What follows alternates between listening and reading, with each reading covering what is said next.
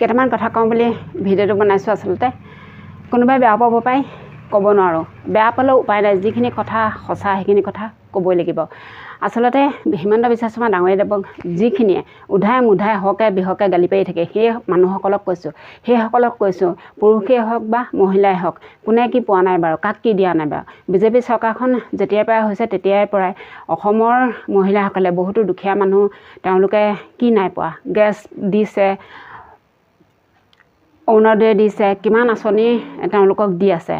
গেছটো দিছে, কোনোবাই ক'ব পাৰে গেছ দিছে, তেওঁলোকে যে ভৰাই দিছে, সেইটো কথা নহয়। গেছটো আপোনালোকক দিছে, কিন্তু নিজেতো ভৰাই ল'ব লাগিব। প্ৰতিমাহে যে চৰকাৰখনে ভৰাই দিব সেইটো কথা নহয়। মাত মাতিছোঁ এই কাৰণে যে যিমানখিনি অসমৰ দৰিদ্ৰ পৰিয়াল আছে সেইখিনিয়ে অৰুণোদয় নোপোৱাকৈ থকা নাই। ক'ৰবাত কেনেবাকৈ কোনোবাই নোপোৱাকৈ আছে, কিন্তু সেইখিনি হয়তো পঞ্চায়তৰ গাফিলতিৰ কাৰণে হ'ব পাৰে নাই পোৱা চাগে। আৰু তেনেধৰণে বাট পথবিলাকো গাঁৱে ভূঞে বনাই দিয়া দেখা গৈছে, নিদিয়াকৈ থকা নাই। প্ৰতি আঁচনিৰ কাৰণে 10,000 টকাটো দিয়া নাই বুলি বহুতে ভিডিঅ' বনাইছে, ভিডিঅ' আকাৰে বহুতো গালাছো তেওঁক পাৰে। কিন্তু সেইসকলে জানো অৰুণোদয় পোৱা নাই? সেইসকলে মহিলাইতো অৰুণোদয় পাই আছে ন, নপোৱাকৈ থকা নাই নিশ্চয়। আৰু 10,000 টকাটো দিয়া নাই কি হ'ল, লাখপতি আঁচনিটো দিয়া নাই কি হ'ল? নিশ্চয় এদিন হ'লেও মমাই দিব, কিন্তু নিদিয়াকৈ নাথাকে। যিহেতু এতিয়া ছোৱালীসকলৰ যেনেকৈ পঢ়া শুনাত আগবঢ়াই নিবলৈ তেওঁ বহুতো সহায় সহযোগিতা কৰিছে। স্কুলত পঢ়া ফিজৰ পৰ্যন্ত ফ্ৰী কৰি দিছে, কিতাপ পত্ৰ ইউনিফৰ্মৰ পৰ্যন্ত দিছে, নিদিয়াকৈ থকা নাই। আৰু লগতে তেওঁ কোৱা মতে সকলোকো নিশ্চয় তেওঁলোক স্কুটি দিয়াৰ কথা বাতৰি এটাত পাইছিলোঁ। হয়তো দিবও পাৰে। আচলতে ল'ৰা ছোৱালীয়ে যদি ভালকৈ পঢ়ায়, মমাই নিশ্চয় সহায় নকৰাকৈ নাথাকে সেইসকলক। আৰু কংগ্ৰেছে কৈছে যে গো মাংস খুৱাই বিজেপিয়ে ভোটত জয়লাভ কৰিছে। কিন্তু তাতো এটা কথা ক'বলৈ যাওঁ, কংগ্ৰেছৰ দলৰ ভিতৰত হয়তো তেওঁলোকৰ নিজৰ পাৰ্টীৰ মানুহেই বিজেপি হকে তেওঁলোকৰ লগতে থাকিয়ে কাম কৰি আছে। নিশ্চয় তেনেকুৱা এটা হ'ব লাগিব, তৃতীয় পাৰ্টি তেওঁলোকৰ মাজত সোমাই আছে। সেইকাৰণে হয়তো বহুত জেগাত কংগ্ৰেছ হৰা দেখা গৈছে। নিজৰ মানুহ যদি কোনো ক্ষেত্ৰত বিজেপিক সহায় নকৰে, তেনেহ'লে হয়তো তেওঁলোক কেনেকৈনো জিকিব বাৰু। বহুতো বাতৰি চাইছোঁ, বহুতো কথা গম পাইছোঁ। আৰু সেই বাতৰিসমূহ চাই যিখিনি কথা মনত খেলায় তাৰে দুআষাৰমান ক'বলৈ আপোনালোকৰ আগলৈ ওলাই আহিছোঁ। গতিকে চাওক, মমাই কাক কি দিয়া নাই, সকলোকেতো দিছে।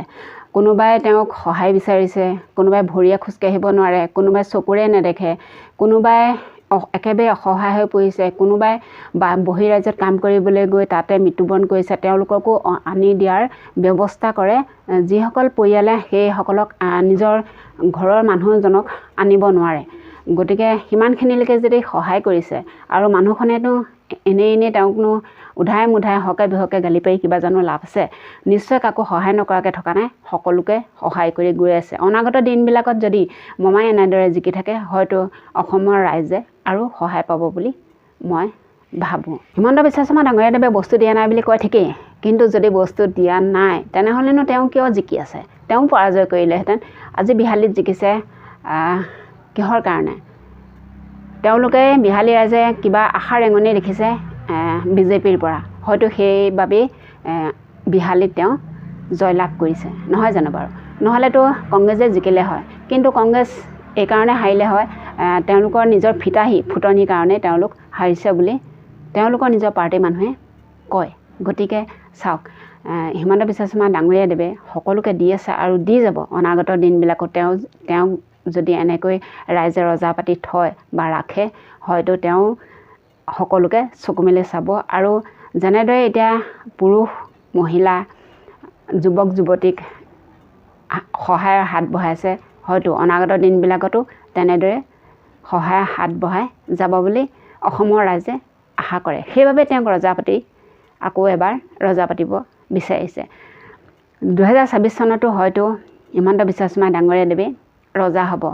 কাৰণ বহুত জেগাত দেখিছোঁ তেওঁলোকৰ কংগ্ৰেছৰ দলৰ পাৰ্টীৰ মানুহৰ কথা মতেই কিছুমান বাতৰি পাইছোঁ যে তেওঁলোকৰ নিজৰ দলতেই